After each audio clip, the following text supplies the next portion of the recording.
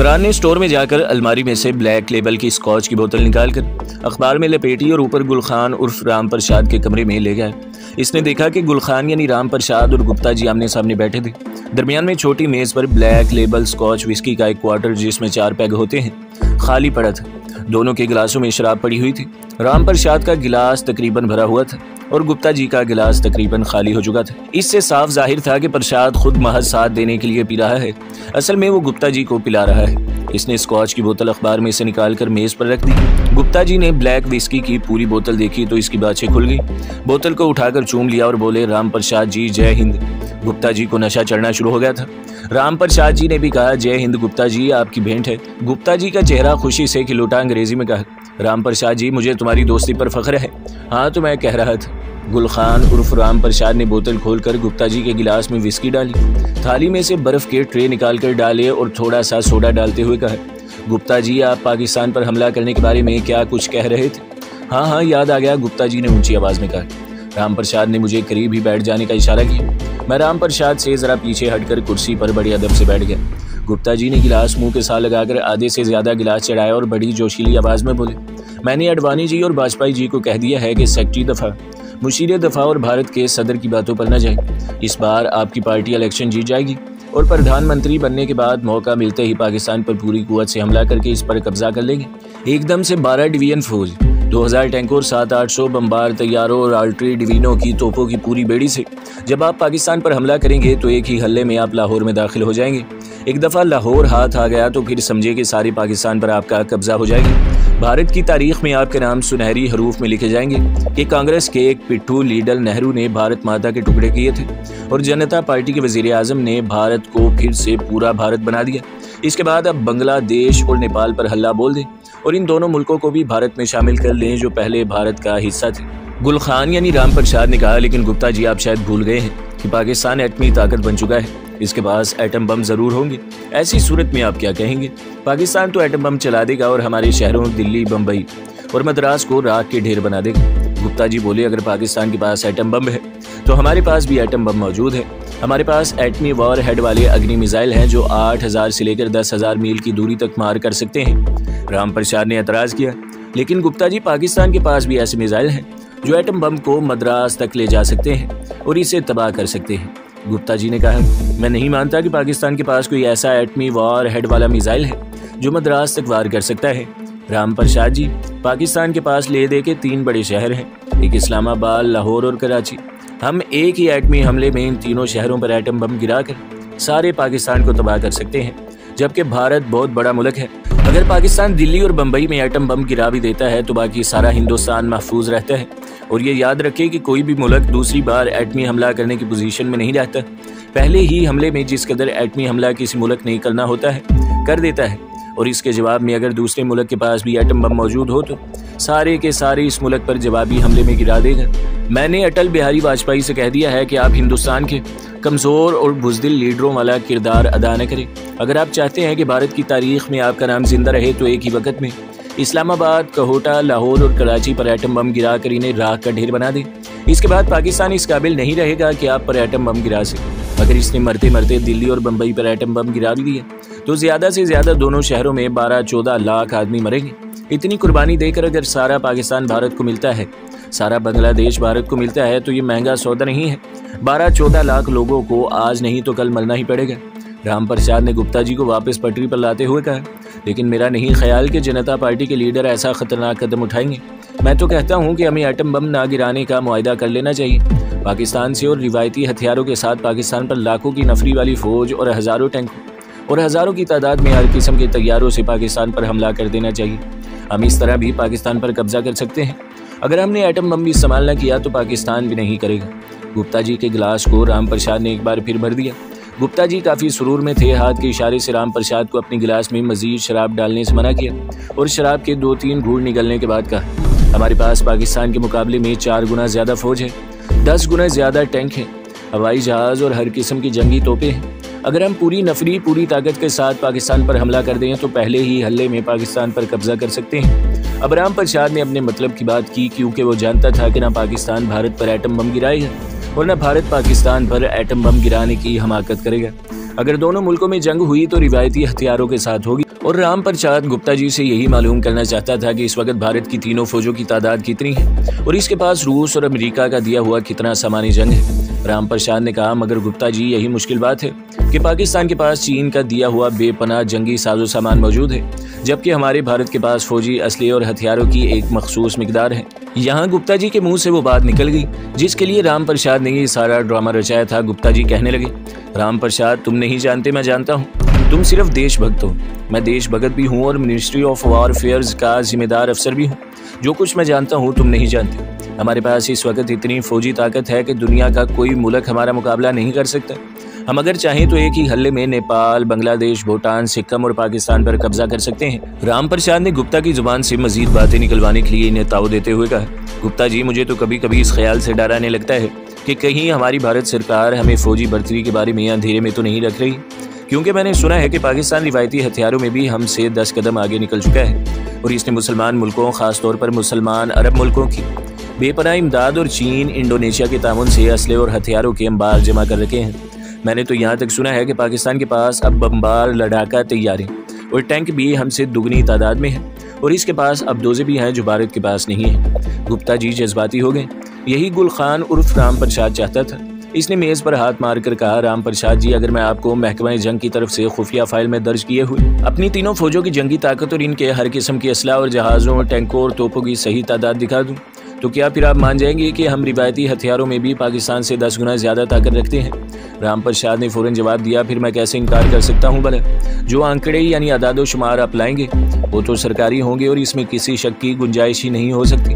गुप्ता जी बोले, मैं वो सरकारी खुफिया फाइल तो नहीं ला सकता जिस पर भारत की तीनों फौजों के असले की पूरी तफसील लिखी है, लेकिन मैं खुफिया फाइल से ये अदाद शुमार यानी आंकड़े नोट करके ज़रूर ले आऊँगा। राम प्रसाद यानी हमारे गुल खान ने फ़ौरन कहा, अगर आप मुझे सही अदाद शुमार दिखा दें तो मेरी तसल्ली हो जाएगी और मैं आपको ब्लैक लेबल स्कॉच विस्की की 2 बोतलें ख़ास तौर पर पेश करूंगा। शराब ने बड़े बड़ों को ज़मीन पर उल्टाया है। गुप्ता जी भी अपनी शराब की कमज़ोरी के हाथों मार खा गए। ब्लैक लेबल स्कॉच विस्की काफ़ी महंगी विस्की होती है और भारत के बड़े बड़े अफसर भी इसे ख़रीदने से गुरेज करते थे और इनकी यही कोशिश होती थी कि ये विस्की इन्हें तोहफे के तौर पर ही मिल जाए। गुप्ता जी ने ब्लैक लेबल विस्की की 2 बोतलों का सुना तो बोले, राम प्रसाद, बस मैं कल इसी वक्त आऊँगा। तुम ब्लैक लेबल की 2 बोतलें मंगवा कर रखना।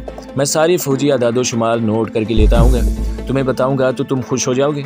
इसके बाद उन्होंने खाना खाया और राम प्रसाद ने ब्लैक लेबल विस्की बोतल में जितनी बच गई थी वो भी इसे सारी दे दी। गुप्ता जी काफ़ी सुरूर में थे। राम प्रसाद खुद टैक्सी में इन्हें इनके घर छोड़कर आए। राम प्रसाद ने बमुश्किल विस्की का एक पैग पिया था। इसे कोई नशा वगैरह नहीं था। रात को इसने इमरान के कमरे में आकर कहा, मुझे उम्मीद नहीं थी कि मैं इतने बड़े पहलवान गुप्ता जी को इतनी जल्दी चारों शाने चीत गिरा दूंगा। इमरान ने कहा, आप जिस हिकमत अमली से काम ले रहे थे गुप्ता जी ने तो आपके जाल में फंसना ही था। गुल खान उर्फ राम प्रसाद ने कहा, इस कामयाबी में मेरी हिकमत अमली का इतना दखल नहीं जितना शराब का दखल है। मैं समझता हूँ कि गुप्ता जी को इनकी शराब की कमज़ोरी ने चारों शाने चीत गिराया है। शराब वाकई खाना ख़राब होती है। शराब ने बड़ी बड़ी सल्तनतों को खाक में मिला दिया है। गुप्ता जी तो कोई चीज़ ही नहीं है। मुझे यकीन है अगर शराब गुप्ता जी की कमज़ोरी ना होती तो इनसे ये टॉप सीक्रेट राज उगलवाना नामुमकिन था। इमरान कहने लगा, कहीं ऐसा तो नहीं होगा कि सुबह गुप्ता जी का नशा जब उतर जाएगा तो वो अपनी जुबान से फिर जाए। राम प्रसाद ने कहा, गुप्ता जी की पसंदीदा शराब ब्लैक लेबल की 2 बोतलें इनकी आंखों के सामने आ जाए तो वो अपने आप को ये कहकर राजी कर लेंगे कि मैं कौन सा राम प्रसाद को सीक्रेट फाइल की फ़ोटोकॉपी दे रहा हूँ। थोड़े से आदादो शुमार ही बताने हैं और फिर राम प्रसाद देशभगत है। वो कोई दुश्मन के जासूस तो नहीं है। शराब आदमी को बुरे से बुरे काम का जवाज़ मुहैया कर देती है, इसलिए हमारे दीन इस्लाम में शराब को हराम करार दिया गया है। मैंने सिर्फ मुसलहत की खातिर एक हल्का सा पैक पिया था। ऐसा न करता तो गुप्ता जी को शायद आमादा करना मुश्किल होता। बहरहाल इस ड्रामे का ड्रॉप सीन बल्कि क्लाइमैक्स का सीन कल यहीं इसी कमरे में खेला जाएगा। इमरान बोला, गुप्ता जी भारत के तीनों अफवाज के जंगी साजो सामान की जो फहरिस्त नोट करके लाएंगे वो हम कैसे हासिल करेंगे? गुप्ता जी तो हरगिज़ हमें इसकी कापी नहीं देंगे। अगर हमने इसकी ख्वाहिश का इजहार किया तो हो सकता है इन्हें शक पड़ जाए कि हम अदादो शुमार की फ़ोटो कापी क्यों मांग रहे हैं। राम प्रसाद ने कहा, इसका हल भी मैंने तलाश कर लिया है। मेरे पास एक माचिस की डिबिया से भी छोटे साइज़ का बड़ा ताकतवर टेप रिकॉर्डर है।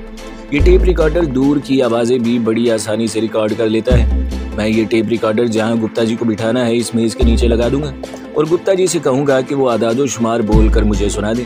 बहाना ये बनाऊँगा कि मेरी नज़रें कमज़ोर हैं, मैं पढ़ नहीं सकता। यूँ जब गुप्ता जी असला और हथियारों की फहरिस्त पढ़कर सुनाएंगे तो इनकी आवाज़ टेप रिकॉर्डर पर टेप हो जाएगी बाद में हम टेप रिकॉर्डर से इनकी आवाज़ों की मदद से तमाम के तमाम आदाद शुमार कॉपी पर नोट कर लेंगे। क्या ख्याल है? स्कीम अच्छी थी, बस इसमें यही एक कबाहत थी कि अगर गुप्ता जी ज़ुबानी आदाद शुमार पढ़ने पर राज़ी ना हुए तो फिर क्या होगा। जब इमरान ने राम प्रसाद से इस खदशे का इजहार किया तो वो बोले, तुम फिक्र न करो, स्कॉच विस्की का एक पैग ये सारा काम आसान कर देगा। दूसरे दिन इमरान और राम प्रसाद बेचैनी से शाम होने का इंतजार करने लगे। बड़ी मुश्किल से शाम हुई। राम प्रसाद होटल के काउंटर के पास अपनी आरामदेह कुर्सी पर बैठ गए। बार बार इनकी नजरें बाजार की तरफ उड़ जाती थी। आखिर एक टैक्सी होटल के सामने आकर खड़ी होगी। राम प्रसाद ने देख लिया था कि टैक्सी में गुप्ता जी बैठे हैं। वो जल्दी से उठकर गुप्ता जी के इस्तकबाल को बढ़े। गुप्ता जी ने खद्दर की वास्कट ही पहनी हुई थी। इमरान काउंटर पर अपनी काम में मसरूफ रहा, लेकिन हकीकत में वो गुप्ता जी के चेहरे का जायजा ले रहा था। राम प्रसाद गुप्ता जी को जल्दी से अपने ऊपर कमरे में ले गया। होटल में ज्यादा देर रुकने से इस बात का खदशा था कि सीआईडी वाले मोहरा साहब वहां ना आ जाए। इस तरह मोहरा साहब को शक पड़ सकता था कि महकमा जंग के गुप्ता जी होटल में क्या करने आए हैं। इमरान ने राम प्रसाद की दानिशमंदी और मौका शनासी की दिल में तारीफ की। इन्हें ऐसा ही करना चाहिए था। टेप रिकॉर्डर राम प्रसाद ने अपने कमरे में सोफों के दरमियान वाली गोल तपाई के नीचे दोपहर को ही स्कॉच टेप से चिपका दिया था। इसके एक बटन को जरा सा दबाना ही था कि इसके बाद टेप रिकॉर्डर ऑन हो जाता और इसकी गुफ्तगू रिकॉर्ड करने लगता।